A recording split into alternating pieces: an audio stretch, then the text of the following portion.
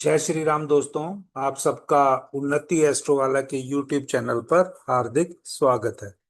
आज हम इस वीडियो में दग्ध राशि और योगी प्लेनेट के बारे में कुछ इम्पोर्टेंट इंफॉर्मेशन या कैसे उसको चार्ट रीडिंग में शामिल कर सकते हैं उसके बारे में डिस्कस करेंगे। जैसा कि आप जानते हैं, वैदिक ज्योतिष में योगी ग्रह जो है वो धन, समृद्धि और सफलता के लिए एक आप कह सकते हैं लकी चार्म जिसको, या एक कैटलिस्ट की तरह काम करता है। वैसे इसका जो कैलकुलेशन पॉइंट है वो कुछ फिक्स डिग्रीज को सन और मून के लॉन्गिट्यूड में ऐड कर कर हम निकालते हैं, लेकिन वो यहाँ पर इसका विषय नहीं है। आपको ये सॉफ्टवेयर में दिख जाएगा। और इसी प्रकार से एक दूसरा जो वर्ड है योगी का, वो आप उसको कह सकते हैं अवयोगी, यानी अपोजिट ऑफ योगी। इस अवयोगी ग्रह के जो निकालने का तरीका है, इसमें बेसिकली योगी ग्रह से जो छठा अगला नक्षत्र होगा तो ये वहां पर उसका स्वामी इसका अवयोगी बनता है। जो बेसिकली प्लेनेट है वो आपको चुनौतियां जिंदगी में दे सकता है, बाधाएं दे सकता है, या भौतिक अभावों को भी दर्शा सकता है। परंतु ये सब चीजें इस बात पर भी निर्भर करती हैं कि वो ग्रह कहाँ बैठा हुआ है और किसकी इम्पैक्ट लिए हुआ है।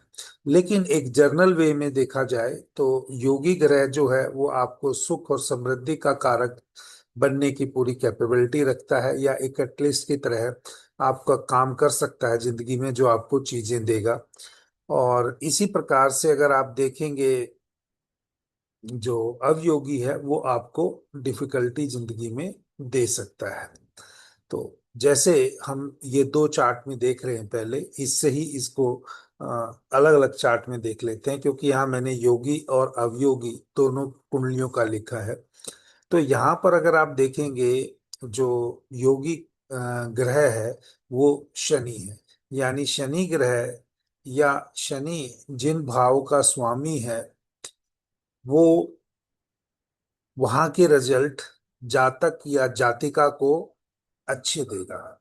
तो अगर पहली कुंडली में अगर देखें तो सुख स्थान है, तो जातक को जो शनि है एक अच्छा घर देने की कैपेबिलिटी रखता है, अच्छी संतान देने की कैपेबिलिटी रख सकता है, ये हम यहाँ पर बोलेंगे। या इन चीजों का जो फोर्थ हाउस या फिफ्थ हाउस का जो सिग्निफिकेशन है वो फॉरेन के द्वारा भी हो सकता है। इसके साथ साथ अगर हम ये देखें कि शनि यहाँ पर ट्वेल्थ हाउस में गया है, और ट्वेल्थ हाउस जो हाउस ऑफ लॉस है या एक्सपेंडिचर है, तो आप ये कह सकते हैं इन दो भावों के साथ अ, अगर जो कार्य निकलेगा शनि का, वहां पर जातक को खर्चा ज्यादा रहेगा। यानी घर के जो एक्सपेंसेस होंगे जातक या जातिका के ज्यादा होंगे, और संतान हो सकता है विदेश में पढ़ने के लिए भी जाए। ये इस चार्ट के योगी ग्रह के बारे में हम बात कर सकते हैं। इस चार्ट में मैंने चंद्रमा की पोजीशन नहीं दिखाई हुई है। तो चंद्रमा की पोजीशन के बारे में, जहां पर भी चंद्रमा बैठेगा, क्योंकि वो जातक को कठिनाई देगा, इतना आप याद रखिएगा। किस भाव से संबंधित कठिनाई देगा? जिस भाव में बैठा है और जिस भाव का वो स्वामी है। तो टेंथ हाउस का अगर यहाँ पर हम देखते हैं कि स्वामी जो है चंद्रमा बना, तो प्रोफेशन में दिक्कत होगा, प्रोफेशन की बहुत सारे चैलेंजेस होंगे, या प्रोफेशन के अंदर बहुत सारी डिफिकल्टीज आ सकती हैं। अगर चंद्रमा जहाँ बैठा होगा तो वहां पर भी वो इम्पैक्ट देता हुआ आपको दिखाई देगा उस भाव से। लेकिन इस कुंडली में हम वो डिस्कस नहीं कर रहे हैं। अब इसके विपरीत दूसरी कुंडली जो है, यहाँ पर हम देख रहे हैं योगी ग्रह मार्स है। अगर मान लीजिए मार्स इस सेकंड चार्ट में हम बोलते हैं कि भी मार्स ग्रह, यहाँ पर मैं थोड़ा टॉर्च का सिंबल ले लेता हूं जिससे आपको स्पॉटलाइट करने में आसानी रहेगी। यहाँ पर है, टॉर्च ही लेना ज्यादा अच्छा रहेगा। तो यहाँ पर हमने माना कि मान लो मार्स इस जातक की कुंडली में एक्चुअल में मार्स बैठा भी यहाँ पर है। तो मार्स क्योंकि योगी ग्रह है जातक का, तो मार्स यहाँ पर सुख समृद्धि देगा। तो सेकंड हाउस फैमिली का भी है, सेकंड हाउस वेल्थ का भी है, सेवंथ हाउस वाइफ का है, स्पाउस का है या बिजनेस का है। चाहे यहाँ पर मंगल नीच का बैठा है, क्योंकि इस कुंडली में मंगल 4 नंबर राशि में नीच का होगा, तो यहाँ पर कहीं ना कहीं वो प्रोफेशन में कुछ, वैसे तो 10th हाउस में आपने देखा होगा मंगल बैठता है तो काफी स्ट्रोंग होता है, अच्छा रिजल्ट भी देता है, परंतु यहाँ नीच का होने से आप मान के चलिए प्रोफेशन में भी वो कुछ फ्लैक्चुएशन तो देगा। लेकिन क्योंकि रेडीमेड, क्योंकि इसका योगी ग्रह है और योगी सुख समृद्धि का कारक भी है, तो सेकंड हाउस और 7th हाउस के कारकों में जब जब इसके एक्टिवेट होंगे, इस जातक के जीवन में हमेशा वो चार्ट का सुख समृद्धि, या आप कह सकते हो धन की जो है यहाँ पर चीजें मंगल के द्वारा मिलती हुई दिखाई देगी। इसी प्रकार से मान लीजिए जातक की कुंडली में केतु जो है वो 3rd हाउस में बैठा है, एग्जाम्पल के लिए बोल रहा हूँ, और इस कुंडली में है भी केतु 3rd हाउस में। तो केतु सिबलिंग के हाउस में बैठा है। केतु को टेक्निकली कोई राशि तो असाइन नहीं है जहां का वो लॉर्ड हो, तो और वहां इम्पैक्ट देखेंगे तो 3rd हाउस है। तो ये आप मान के चलिए जातक के अपने सिबलिंग्स के साथ जो रिलेशनशिप है यहाँ केतु की प्रेजेंस की वजह से वो दिखते देंगे। अब वो दिखते किस प्रकार की देंगे वो छोड़ देते हैं, क्योंकि वो चार्ट में देखेंगे, लेकिन इस जातक को अपने सिबलिंग से प्रॉब्लम भी है, ये मैं आपको कंफर्म कर सकता हूँ। अब चलते हैं आज की जो इस वीडियो का दूसरा इंपॉर्टेंट पार्ट है, दग्ध राशि।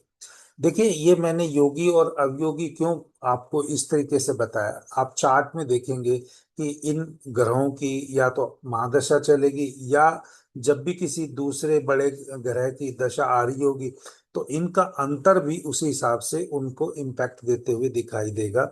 और वो एक्टिवेशन जो है वैदिक एस्ट्रोलॉजी में जो महादशा है या अंतरदशा है या प्रत्यंतर है, वो उसी हिसाब से आपको वो एग्जिस्टेंस में आना चाहिए।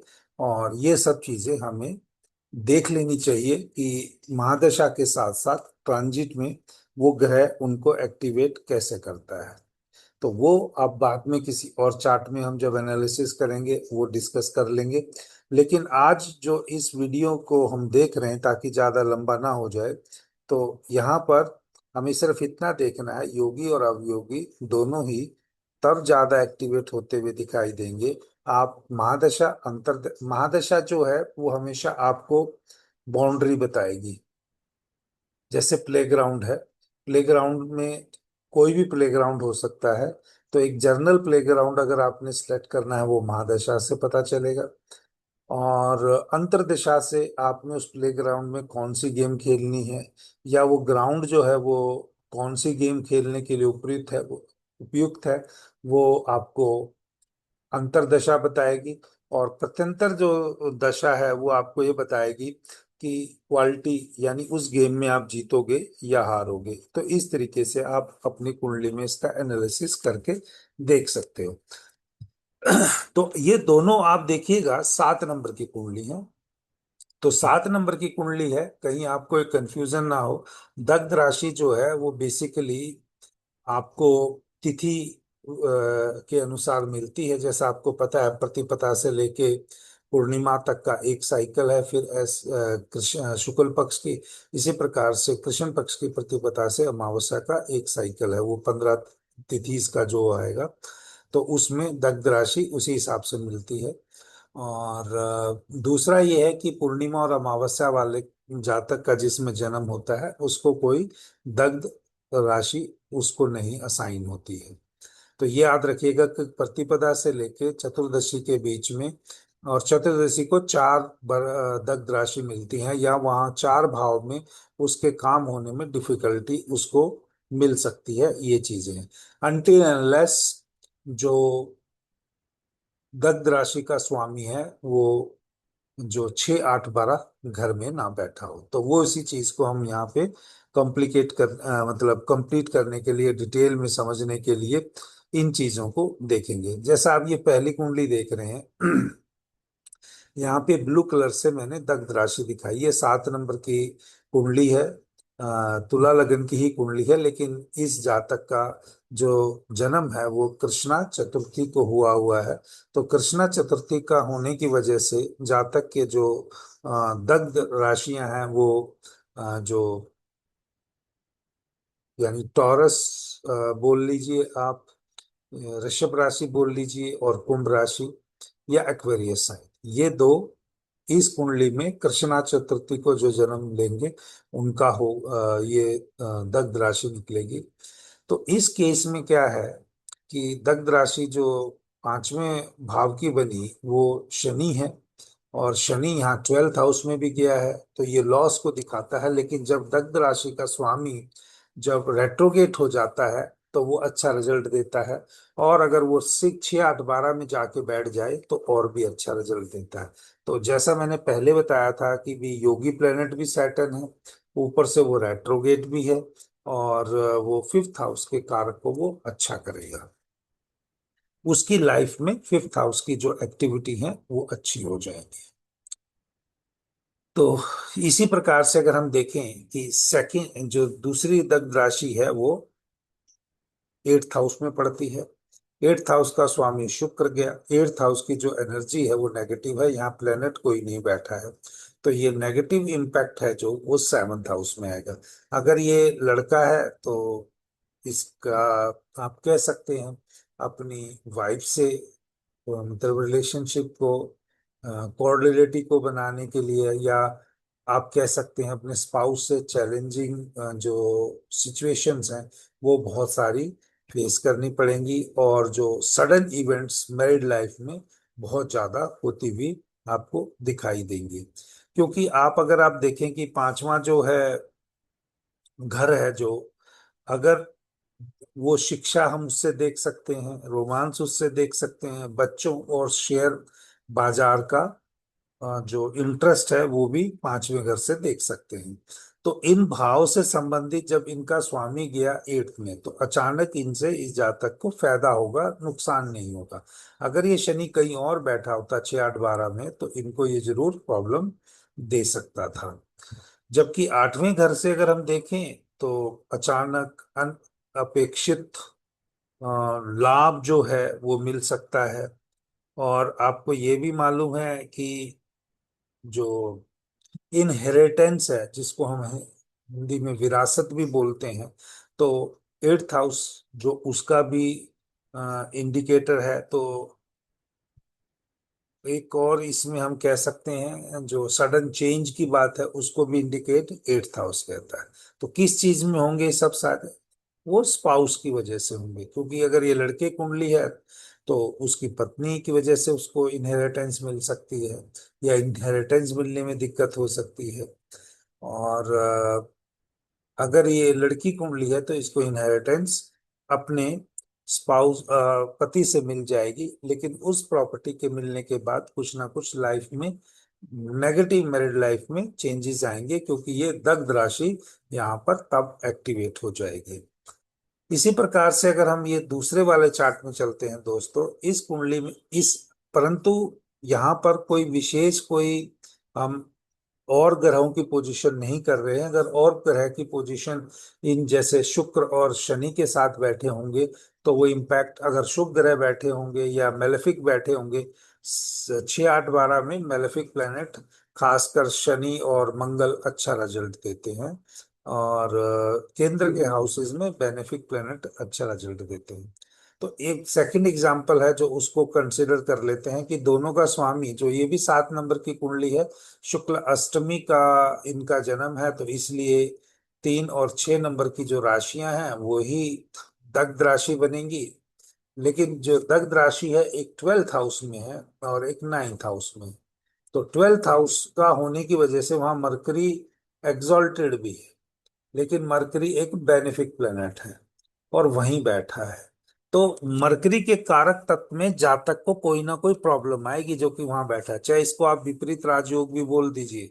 विपरीत राजयोग भी जातक का कभी कभी एक्टिवेट होगा, लेकिन वो ज्यादा एक्टिवेट जब होता है जब 12वें भाव का स्वामी छठे या 8वें में बैठा हो। लेकिन अगर 12वें भाव का स्वामी 12वें में ही बैठा है तो वो विपरीत राजयोग तो एक्टिवेट करेगा, लेकिन उस लेवल का रिजल्ट नहीं देगा जो जातक उम्मीद कर रहा है। तो नाइन्थ हाउस किस चीज का है, हम उसकी बात कर लेते हैं पहले। नाइन्थ हाउस है पिताजी का, किस्मत का, फॉर्चून का भी कह सकते हो, हायर एजुकेशन का भी कह सकते हो। अब इसका स्वामी ना तो रेट्रोगेट है नाइन्थ हाउस का, वो और बैठा 12th में है, लेकिन वो मैलेफिक भी नहीं है वैसे। जो नेचुरली अगर देखा जाए, बुध 12वें भाव में डेवलेटेड हो जाता है। जब डेवलेटेड हो जाता है तो कुछ ना कुछ उसके अच्छे रिजल्ट देने के चांसेस बढ़ जाते हैं। लेकिन यहाँ पर और कोई प्लेनेट की इम्पैक्ट अगर ना हो तो जातक के अपने पिताजी से संबंधों में दिक्कत आएगी। इसी प्रकार से हम कह सकते हैं उसकी एजुकेशन में, हायर एजुकेशन तो नहीं कर पाएगा क्योंकि वो 12th हाउस लॉस का भी है। हाँ, अगर वो बहुत पुरानी अगर ये कुंडली है, तो पुरानी का मतलब है कि अराउंड 60+ का जातक हो चुका है, तो अगर फॉरेन पढ़ने जाता तो एजुकेशन शायद कर सकता था, परंतु ये गया नहीं। तो इसकी पढ़ाई जो भी पहले हुई उसमें भी देरी हुई थी इसके लिए। तो और ऐसा व्यक्ति जिसका 9th हाउस का लॉर्ड 12th में चला जाता है वो किसी की बात भी मानने में उसको दिक्कत आती है। अब लेकिन इसके विपरीत जब हम देखेंगे 12th हाउस, जो पैसे और मेंटल हेल्थ से जुड़ी समस्याओं को भी दिखाता है। 12th हाउस बेसिकली जो, क्योंकि वो खर्चे का भाव है और मानसिक तनाव से भी जुड़ा हुआ है, तो यहाँ पे दग्ध राशि का मतलब क्या है, जहाँ दग्ध राशि होगी वहां आपको बर्न फील होगा, यानी उसको हिंदी में जली हुई राशि भी बोलते हैं। तो 12वें भाव में कैसे उसको दुख होगा, अचानक खर्चा ज्यादा हो जाए और या चिंता होने लगे, सुख सुविधाओं में कमी आ जाए, या स्लीपिंग डिसऑर्डर भी यहाँ से हो सकता है अगर वो जातक को नेगेटिव रिजल्ट दे। लेकिन क्योंकि यहाँ 12वें भाव का स्वामी 12वें में ही बैठा है, विपरीत राज हो रहा है, और यहाँ पर बुध नेगेटिव रिजल्ट देने की बजाय 12th हाउस का इस जातक को पॉजिटिव रिजल्ट ही देते हुए दिखाई देगा। लेकिन वो खर्चों की इसके अंदर संभावना हमेशा बनी रहेगी। तो दोस्तों, जो भी मेरा अपना नॉलेज प्रैक्टिकल वे से मैं आपके साथ शेयर कर सकता था, वो ये दग्ध राशि और योगी और अवयोगी प्लेनेट के रूप में किया। अगर आपको ये वीडियो पसंद आए तो इसको लाइक भी करना, इस वीडियो को हाइप भी करना, और चैनल को सब्सक्राइब करना ना भूलें। अगर हो सके तो अपने मित्रों में भी चैलेंज, जो चैनल का लिंक है या जो इसका जो वीडियो का लिंक है वो शेयर करें, ताकि एक सही इंफॉर्मेशन बाकी सब लोगों पे आपके द्वारा मिल सके। तो इसमें एक चीज और हम देख सकते हैं, वो ओवरऑल, क्योंकि ये दग्ध राशि और योगी प्लेनेट का मैंने एक्टिवेशन का या एग्जीक्यूशन का जो बात बोला है, वो चार्ट में बनने के लिए दशा और अंतरदशा का बहुत महत्वपूर्ण है। क्योंकि दशा ने ग्राउंड देना है, अंतरदशा ने उसका कौन सा गेम खेलना है, और प्रत्यंतर उसका हार जीत तो चली लग रही थी उसको छोड़ देते हैं। तो यहाँ पहले जैसे अगर इस जातक की पहली कुंडली वाले की चंद्रमा में बुध का अभी अंतर चल रहा है, मतलब चंद्रमा की महादशा है और बुध का अंतर चल रहा है। तो यहाँ पर अगर हम देखेंगे ना, तो चंद्रमा जो है, आपको लगेगा कि भी चंद्रमा यहाँ पर जो अगर कहीं पे भी होगा तो चंद्रमा या तो 4 नंबर का स्वामी है, और चंद्रमा मैंने दिखा भी नहीं रखा। लेकिन आप एक चीज देखिएगा राशि के हिसाब से ही, क्योंकि हम दग्ध राशि की बात कर रहे हैं, चंद्रमा के जो नक्षत्र हैं वो 2 6 10 राशियों में आएंगे। तो इस कुंडली के हिसाब से वो आएंगे चौथे घर में, और 8वें घर में और 12वें घर में। अब यहाँ पर जो दग्ध राशि है, दग्ध राशि जो है वो इम्पैक्ट लिए हुए है 8वें घर का। और साथ में जो दग्ध राशि का स्वामी है शनि, 5th हाउस की दग्ध राशि का स्वामी है, वो चंद्रमा के अगर मान लो नक्षत्र में भी हो, तो ये मान के चलिएगा कि चंद्रमा की महादशा के दौरान ही इसके जातक बाहर पढ़ने के लिए जा सकते हैं। क्योंकि शनि यहाँ योगी प्लेनेट भी है, और शनि यहाँ पर दग्ध राशि का स्वामी होके रेट्रोगेट भी होके 12th हाउस में बैठा है। तो 5th हाउस के जो रिजल्ट हैं, चाहे महादशा चंद्रमा की चल रही है, आपको कुंडली में दिख भी नहीं रहा है, लेकिन क्योंकि उसके नक्षत्र एक्टिवेट हो रहे हैं, तो नक्षत्र जो हैं वो ग्रह का रिजल्ट बहुत अच्छे से देते हैं। एक बात इसी प्रकार से अगर हम दूसरे जातक की देखेंगे कुंडली, इसमें शनि के अंदर केतु का अंतर चल रहा है। तो इस जातक का जो केतु है वो अवयोगी प्लेनेट है, यानी वो चैलेंजेस उसको देगा। लेकिन जो मार्स है वो योगी प्लेनेट है। अब जो शनि के जो नक्षत्र हैं वो 4, 8, 12 राशियों में आते हैं। शनि के नक्षत्र जो है हमेशा 4, 8, 12 राशियों में आएंगे, और केतु के जो नक्षत्र हैं वो हमेशा 1, 5, 9 में आएंगे। तो यहाँ पर जो भी कॉम्बिनेशन बनेगा जो भी कॉमन पॉइंट निकलेगा, चाहे वो ग्रह की उपस्थिति की वजह से, चाहे वो उनके एक्सपेक्ट की वजह से, तो जातक के वही रिजल्ट आपको मिलते हुए दिखाई देंगे।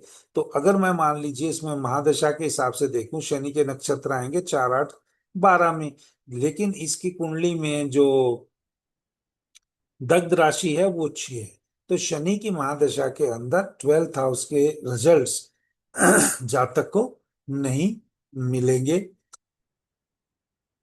ये आपको नोट करना है। लेकिन अगर मान लीजिए शनि की अ, कोई दृष्टि पड़ जाए, शनि की जो कोई दृष्टि पड़ जाए बुध के ऊपर, तो इसको 12th हाउस के रिजल्ट दे सकते। क्योंकि यहाँ ग्रह मैंने लिखा नहीं है, लेकिन अगर मान लीजिए अ, यहाँ पर हम जो देख रहे हैं, शनि अगर मान लीजिए इस कुंडली में या तो चौथे घर में बैठा है, या शनि मान लीजिए 5वें घर में बैठा है, तो यहाँ पर इन दोनों स्थिति के हिसाब से जातक की कुंडली में हम ये देख सकते हैं कि शनि की महादशा में अगर शनि के नक्षत्र 4, 8, 12 में है, तो वो यहाँ पर कोई इम्पैक्ट लिए हुए नहीं होंगे।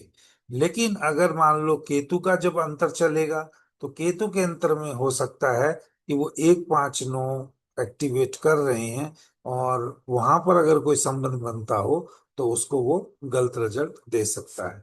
देखते रहिए उन्नति एस्ट्रो वाला के यूट्यूब चैनल को सब्सक्राइब करें, वीडियो को लाइक करें, और हाइप भी करना ना भूलें। जय श्री राम।